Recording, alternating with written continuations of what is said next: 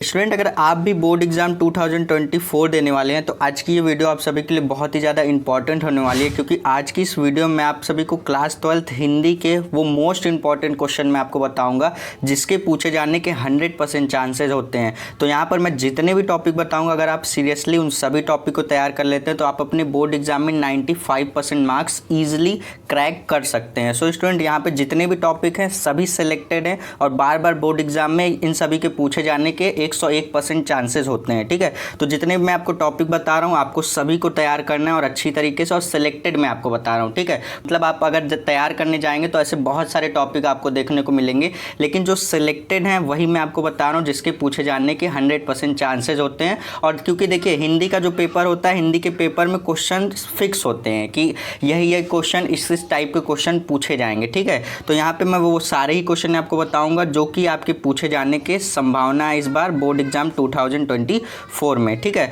तो सबसे पहले देखिए जिस ऑर्डर में आपका पेपर पूछा जाता है उसी ऑर्डर में मैं आपको बताऊंगा। जैसे आपका पहले ऑप्शनल क्वेश्चन पूछा जाता है, फिर आपका गद्यांश पद्यांश, इस तरीके से मतलब जो पेपर का पैटर्न होता है वो मैं आपको बताऊंगा। अभी रिसेंट में जो 2023 का बोर्ड एग्जाम हुआ है उनके लिए भी मैंने प्रिपरेशन कराई हुई थी, तो मेरे पास प्रीवियस ईयर का बहुत सारे सेट रखे हुए हैं पेपर, तो मैं आपको दिखाऊंगा कि किस टाइप के, अगर आपको नहीं मालूम कि आपके बोर्ड एग्जाम में हिंदी के पेपर मतलब क्या पैटर्न रहता है, किस तरीके से पूछा जाता है, तो वो भी मैं आपको बताऊंगा।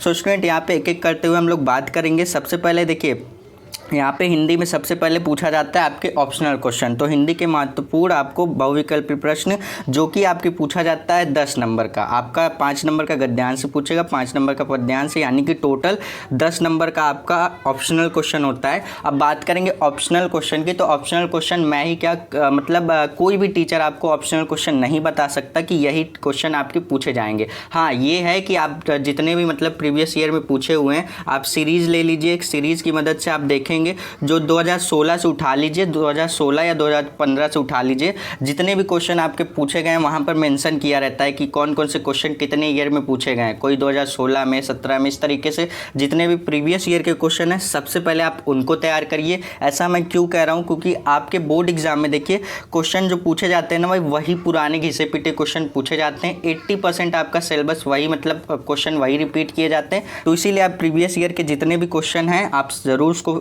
करिए। उसके बाद समय बचता है तो आप ऊपरी और भी क्वेश्चंस को तैयार कर सकते हैं। तो ऑप्शनल क्वेश्चन के लिए डेली अगर आप अभी से 5 क्वेश्चन 10 क्वेश्चन अगर आप डेली तैयार करते हैं तो एग्जाम आते आते आपकी प्रिपरेशन बहुत ही अच्छी तरीके से हो जाएगी। ठीक, तो इसका लोड नहीं लेना, 10 नंबर आप इसको ऐसे ही तैयार करेंगे। आप चाहे तो किसी भी टीचर्स पूछेंगे, आप वो भी आपको यही बताएगा कि इसके लिए आपको ज़्यादा से ज़्यादा क्वेश्चन की प्रैक्टिस करनी है। तो ये तो बात हो गई। अब यहाँ से जो क्वेश्चन पूछा जाता है ना, ये क्वेश्चन आपके सिलेक्टेड होते हैं। ठीक है, अब आपको महत्वपूर्ण गद्यांश की बात करेंगे तो इसमें देखिए मैं आपको सिलेक्टेड 2 चैप्टर बता रहा हूँ। इसके जितने भी आपको इंपॉर्टेंट लगते हैं वहाँ पर दिया रहता है मेंशन सीरीज में कि कौन कौन से कितने ईयर में पूछे गए हैं। मैं आपको जब पेपर सॉल्व कराऊंगा उसमें दिखाऊंगा, अभी तो फिलहाल मैं क्वेश्चन बता रहा हूँ। यहाँ पे देखिए महत्वपूर्ण गद्यांश में 2 चैप्टर हैं, आपको गद्यांश के 2 चैप्टर तैयार करने। पहला तो राष्ट्र का स्वरूप और दूसरा अशोक के फूल। अगर आप ये 2 चैप्टर के गद्यांश जितने भी हैं अगर आप अच्छी तरीके से तैयार कर लेते हैं तो ज़्यादातर आपके चांसेस होते हैं इन्हीं 2 चैप्टर से पूछे जाते हैं। ठीक है, तो आपको देखिए जब भी पूछा जाएगा आपको ऑप्शन दिए जाते हैं कि आपको एक नहीं आ रहा तो दूसरा कर सकते हैं। हिंदी के पेपर में आपका यही एक तो अच्छी चीज़ रहती है कि आपको यहाँ पर ऑप्शन ढेर सारे मिलते हैं। अगर आपको एक क्वेश्चन नहीं आ रहा है तो और करके दूसरा क्वेश्चन दिया रहेगा, आप चाहे तो उसको करिए चाहे तो इसको करिए, आपके पास 2 ऑप्शन हो जाते हैं। ठीक, तो आप क्या करेंगे, राष्ट्र का स्वरूप और अशोक के फूल आपको ये गद्यांश से तैयार करने हैं। उसके बाद बात करेंगे महत्वपूर्ण पद्यांश में, तो पवन दूतिका, श्रद्धा मनु, ये 2 चैप्टर आपको, ये दोनों चैप्टर के आपको पद्यांश अच्छी तरीके से तैयार कर लेने हैं। कैसे लिखते हैं, क्या सही तरीका होता है कि जिससे कि एग्जामिनर आपका एक भी मार्क्स ना काटे, तो वो मैं आपको बताऊंगा। जैसे कि मैंने आपके सीनियर जो आपके 2023 का बोर्ड एग्जाम देकर गए हैं उनके लिए मैंने बताया था, सेम उसी तरीके से मैं आपको भी बताऊंगा, वैसे ही गाइड करूंगा। जब तक कि आपका एग्जाम नहीं हो जाता मैं आपके साथ ऐसे ही कंसिस्टेंसी बना करके जुड़ा रहूँगा। आपको भी ऐसे ही जुड़े रहना, जितनी मैं वीडियो प्रोवाइड करता हूँ आपको कंसिस्टेंसी बना करके सारे लेक्चर को अटेम्प्ट करना है। ठीक, तो यहाँ पे देखिए पवन दूतिका, श्रद्धा मनु, ये दोनों ही चैप्टर के आपके पद्यांश बहुत ही ज़्यादा इंपॉर्टेंट है, इनको आप तैयार कर लीजिएगा। हो सके तो ये सारे क्वेश्चन आप नोट कर सकते हैं।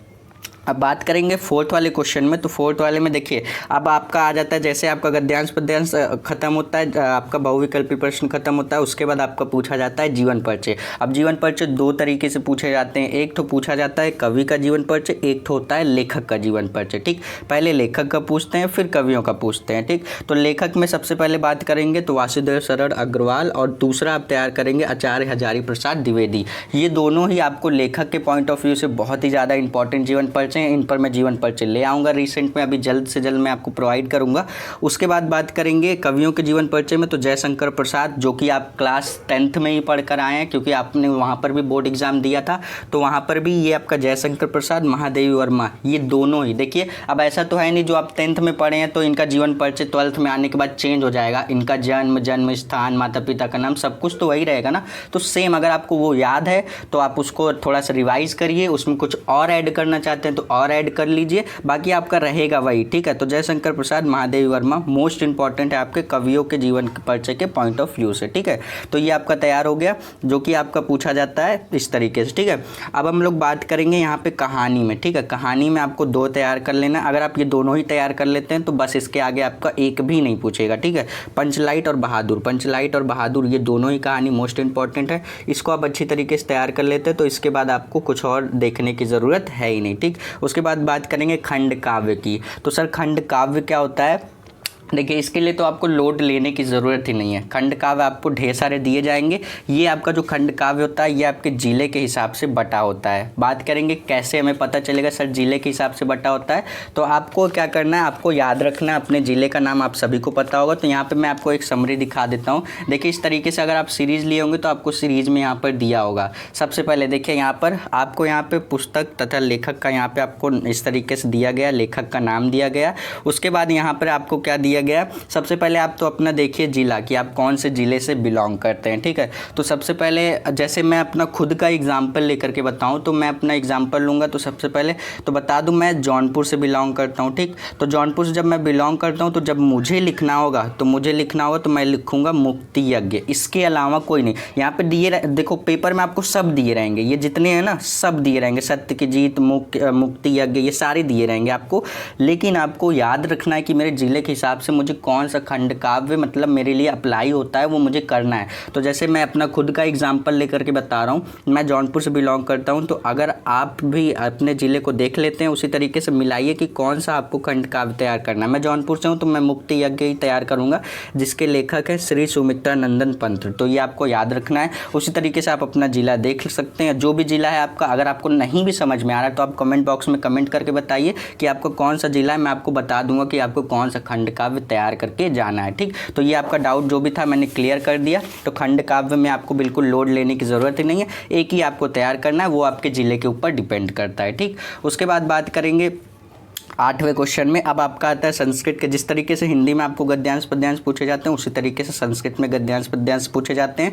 तो जैसे ही मैंने आपको हिंदी में आपको 2 चैप्टर मैंने बताए थे गद्यांश और पद्यांश के पॉइंट ऑफ व्यू से, उसी तरीके से संस्कृत में बात करेंगे तो आपको यहाँ पर भी 2 मैं चैप्टर बता रहा हूँ, दोनों ही चैप्टर इंपॉर्टेंट है, इसको अच्छी तरीके से तैयार करके जाइएगा। यहाँ पे बात करेंगे संस्कृत गद्यांश में। सबसे पहले बात करेंगे तो संस्कृत भाषा एवं महत्व, ये आपका मोस्ट इंपॉर्टेंट चैप्टर है, इसको आप अच्छी तरीके से तैयार ही कर लीजिएगा, स्किप मत करिएगा वरना आप अपना 7 नंबर बिल्कुल खो देंगे। ठीक है, तो ये आपका तैयार कर लेंगे आप। उसके बाद दूसरा चैप्टर, देखिए चैप्टर तो बहुत ढेर सारे हैं लेकिन सेलेक्टेड आपको पढ़ के जाना है। अगर आपके पास लिमिटेड समय है, बहुत कम समय, आप अपनी तैयारी बहुत ही लेट कर रहे हैं, तो आपको ये सारे आपको सोचना है ही नहीं बिल्कुल। ये सारे जितने भी टॉपिक बता रहा हूँ इसको आप तैयार कर लीजिए, बस इतना तैयार करके जाइए। लेकिन अगर आपके पास समय है तो आप इसको तैयार करिए ही, लेकिन और ऊपर से आप अगर आपके पास समय बचता है तो आप साइड में भी कुछ और भी चीज़ें तैयार कर सकते हैं। ठीक है, तो ये सारी चीज़ें आप तैयार कर लेंगे। तो संस्कृत भाषा में महत्व ये आपका इंपॉर्टेंट चैप्टर है। उसके बाद महामना मालवीय, ये आपका संस्कृत के गद्यांश के पॉइंट ऑफ व्यू से दोनों ही इंपॉर्टेंट चैप्टर हैं आपके। ठीक, उसी तरीके से पद्यांश या फिर श्लोक में बात करेंगे। संस्कृत के श्लोक इस तरीके से आपका पूछा जाता है, तो सुभाषित रत्नानी आप चैप्टर ये आपका इंपॉर्टेंट है, और जातक कथा ये आपका इंपॉर्टेंट है। ये दोनों ही आपके इंपॉर्टेंट चैप्टर आते हैं, इनसे आपको श्लोक अच्छी तरीके से तैयार करके जाना है। इस पर भी मैं वीडियो ले आऊँगा। अगर आप कमेंट सेक्शन में कमेंट करके बताएंगे कि सर संस्कृत में किस तरीके से गद्यांश पद्यांश को लिखते हैं, तो इसी तरीके से ये हमारे पास हो गए संस्कृत के गद्यांश और पद्यांश के दो इंपॉर्टेंट ही चैप्टर। उसी तरीके से अब हमारे पास आ जाते हैं छोटे छोटे टॉपिक वाले क्वेश्चन जो कि ग्रामर के पोर्शन से आते हैं। ठीक है, अब ग्रामर हमारे पास आ जाता है, यहाँ से ग्रामर का पोर्शन स्टार्ट होता है। तो ग्रामर में देखिए छोटे छोटे पार्ट में मैंने इस तरीके से ब्रेक कर दिया है। तो आपको ये सारे कैसे तैयार करने वो मैं आपको बता देता हूँ। फिलहाल यहाँ पे मैं बात करूँ, जितने मैं टॉपिक इस लेक्चर में मैं आपको बता रहा हूँ, यहाँ पे जितने भी टॉपिक मैंने लिख रखे हैं इस पर ऑलरेडी मैं कुछ टॉपिक पर वीडियो अपलोड कर चुका हूँ। बाकी के जो टॉपिक हैं उसको आने वाले समय में मैं इस तरीके से कर दूंगा। एग्जाम जब देखिए, एग्जाम से पहले आपके जितने मैं यहाँ पे टॉपिक बता रहा हूँ सारे ही टॉपिक पे आपको लेक्चर मिल जाएंगे। तो उसके लिए करना कि आपको चैनल को सब्सक्राइब करे हो तो साथ ही साथ में नोटिफिकेशन बिल को ऑन करके रखना, जिससे कि मैं वीडियो अपलोड करूँगा तो आपके पास नोटिफिकेशन जाएगी और इससे होगा क्या कि आपसे वीडियो मिस नहीं होगी कोई भी। ठीक है, तो आपके पास नोटिफिकेशन जाएगी, आप वहाँ से क्लिक करके वीडियो को देख सकते हैं। तो ये एक बहुत अच्छा एडवांटेज होता है। तो आप नोटिफिकेशन बिल को ज़रूर से ऑन करके रखिए, जिससे कि आपसे एक भी वीडियो मिस ना होने पाए। बात करेंगे यहाँ पे टॉपिक नंबर 10 की। टॉपिक नंबर 10 में यहाँ पे मैंने छोटे छोटे पार्ट में कई सारे टॉपिक को लिख रखा है, जैसे कि आपका मुहावरे पूछा जाता है, संधि विच्छेद पूछा जाता है, विभक्ति और वचन पूछा जाता है। तो ये सारे जो टॉपिक है ना, ये सारे टॉपिक आप करेंगे क्या, सीरीज से ही तैयार करेंगे। इन सभी टॉपिक को तैयार करने के लिए आपको सीरीज़ की हेल्प लेनी होगी, क्योंकि सर ये सारे टॉपिक आपके छोटे छोटे, कोई 2 नंबर का टॉपिक है, कोई 3 नंबर का टॉपिक है, इस तरीके से टॉपिक है। जो लॉन्ग नंबर वाले हैं वो सिलेक्टेड मैं आपको बता रहा हूँ, लेकिन यहाँ पे जो छोटे छोटे नंबर वाले क्वेश्चन हैं ये सारे आपके फिक्स नहीं होते इन द सेंस कि मतलब आपको करना क्या है, आपको सीरीज से आपको जो प्रीवियस ईयर के पूछे पिछले 5 साल से 6 साल से आ रहे हुए क्वेश्चन आपको सबसे पहले उसको तैयार करना है। फिर उसके बाद मैं इस पर वीडियो ले आऊँगा कि कौन कौन से आपके पूछे जाने के चांसेज हैं, वो मैं आपको बता दूंगा, उसको तैयार कर लीजिएगा। तो यहाँ पे मुहावरे, संधि विच्छेद, विभक्ति वचन, शब्द युग्म, यानी कि आपको वर्ड कपल दिया जाएगा, इस तरीके से उसका मीनिंग बताना रहेगा। उसी तरीके से शब्द अर्थ आपको पूछा जाता है, वाक्य संशोधन पूछा जाता है, रस छंद अलंकार, इस पर ऑलरेडी वीडियो पड़ी हुई है, लिंक मैं डिस्क्रिप्शन बॉक्स में दे दूंगा। इस पर आपको 1 शॉट भी मिल जाएगा जिसमें मैंने रस छंद अलंकार तीनों एक ही टॉपिक में मैंने बता रखा है। ठीक है, उसके बाद पत्र लेखन, पत्र नहीं लिखने आता आपको, तो उस पर भी मैं वीडियो ले आऊँगा जल्द से जल्द। आपके जो सीनियर थे 2023 का बोर्ड एग्ज़ाम दिया है जिन्होंने, उनको मैंने ऑलरेडी बताया हुआ है, तो आप उसको भी जा करके देख सकते हैं, क्योंकि आपका प्रोसेस मेथड वही रहने वाला है। ठीक है, ऐसा नहीं है कि आपके जो सीनियर पढ़ के गए तो आप जो पढ़ेंगे वो चेंज हो जाएगा, ऐसा बिल्कुल भी नहीं है। जो 2023 में था वही 2024 में भी रहेगा। ठीक है, तो कुछ भी नहीं चेंज होगा, आप चाहें तो देख सकते हैं। फिर भी अगर आप थोड़ा वेट करेंगे तो मैं इस पर भी वीडियो ले आऊँगा, जिसमें पत्र लिखना आपको अच्छी तरीके से बता सकता हूँ कि किस किस तरीके से आपके पत्र लेखन पूछे जाते हैं। कभी कदार आपके शहरों में गंदगी हुई रहती है तो आपको डीएम को पत्र लिखना होता है, तो इस तरीके से कितने टाइप के पत्र लिखने जाते हैं। आपको अगर बैंक से लोन उठाना है तो आप उसके लिए किस तरीके से एप्लीकेशन यानी कि पत्र लिख सकते हैं, तो उसके कई सारे टॉपिक होते हैं, वो मैं आपको बताऊंगा, एक बता दूंगा, उसी पर बेस्ड आप सारे ही कर ले जाओगे। ठीक है, क्योंकि सबका मेथड प्रोसेस एक ही रहता है। ठीक, तो ये उसके बाद हमारा आ जाता है यहाँ से निबंध में देखिए ये आपका थोड़ा सा लॉन्ग में आप पूछा जाता है, तो इस तरीके से इसमें मैं आपको बता देता हूँ, ये आपका 9 नंबर का पूछा जाता है। तो इसके लिए मैं आपको कुछ सिलेक्टेड बता देता हूँ, इन सभी को तैयार करके जाना, क्योंकि आपके ये सारे निबंध के पूछे जाने के चांसेज है। ठीक, तो सबसे पहले आप लेटेस्ट जो आपका है कोरोना वायरस और यहाँ पे भारतीय अर्थव्यवस्था, इसको आपको अच्छी तरीके से तैयार करके जाना है।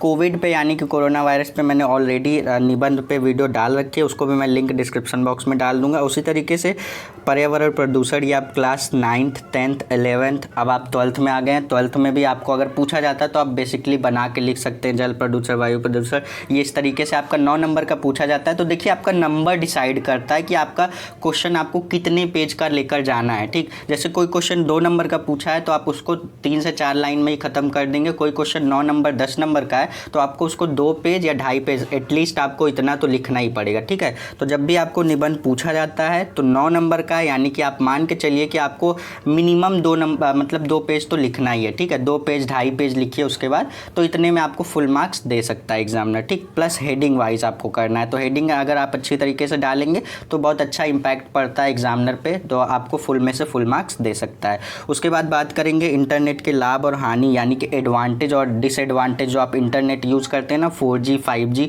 उसके कुछ एडवांटेज भी हैं, कुछ डिसएडवांटेज भी हैं, वो सारी चीज़ें आप इस पे पढ़ना चाहते हैं तो यूट्यूब पर ये टॉपिक मिल जाएगा आपको, आप सर्च करिएगा तो आपको मिल जाएगा। उसके बाद भारत में आतंकवाद की समस्या और समाधान, इस पर आप तैयार कर सकते हैं। तो ये 4 सिलेक्टेड हैं आपके। मैं आपको बता दूंगा कि इन सभी यहाँ पर जितने भी मैं आपको 4 से 5 बता रहा हूँ, इस पर मैं ऑलरेडी वीडियो लेकर आऊँगा आपके लिए। तो मैं उसमें आपको बताऊँगा किस किस तरीके से आपको ये सारे टॉपिक पर निबंध लिखना है, जिससे कि आप अपना 9 नंबर बिल्कुल सेव कर सके। तो यहाँ पर हमारा ये पूरा टॉपिक हो जाता है कंप्लीट। निबंध आपका लास्ट टॉपिक होता है आपके पेपर में। तो पेपर का पैटर्न आप जानना चाहते हैं तो मैं नेक्स्ट लेक्चर में आपको पेपर दिखा दूंगा कि आपके प्रीवियस ईयर में किस तरीके का पेपर पूछा गया था और कैसे कैसे क्वेश्चन आपके बोर्ड एग्जाम में आते हैं। तो इस तरीके से इस लेक्चर को हम लोग यहाँ पे करते हैं कंप्लीट। ये कुछ आपके टॉपिक थे, यहाँ पर ये सारे टॉपिक आप अच्छी तरीके से तैयार कर लीजिएगा। टोटल मैंने आपको 10 टॉपिक बताया। 10वें टॉपिक में मैंने आपको पूरे ग्रामर का, जैसे टॉपिक नंबर 10 पे जब हम लोग आए थे तो टॉपिक नंबर 10 से ही आपका ग्रामर का पोर्शन स्टार्ट हो गया था। तो इस तरीके से ये हमारे सारे इंपॉर्टेंट टॉपिक थे। कैसे कैसे तैयार करना वो भी मैंने आपको बता दिया। इस पर कुछ टॉपिक पर मैंने वीडियो ऑलरेडी अपलोड कर रखी है और जो बाकी के बचे हुए टॉपिक है उसको एग्जाम से पहले मैं करा दूंगा, ठीक। तो इस तरीके से हम लोग इस लेक्चर को यहीं पर करते हैं कंप्लीट। आई होप कि आपको हिंदी के सारे इंपॉर्टेंट टॉपिक अच्छी तरीके से समझ में आया होगा। किसी भी टॉपिक में कोई भी डाउट है सीधे कमेंट बॉक्स में आप कमेंट करके पूछ सकते हैं। मिलेंगे नेक्स्ट लेक्चर में, तब तक के लिए पढ़ते रहिए। All the best.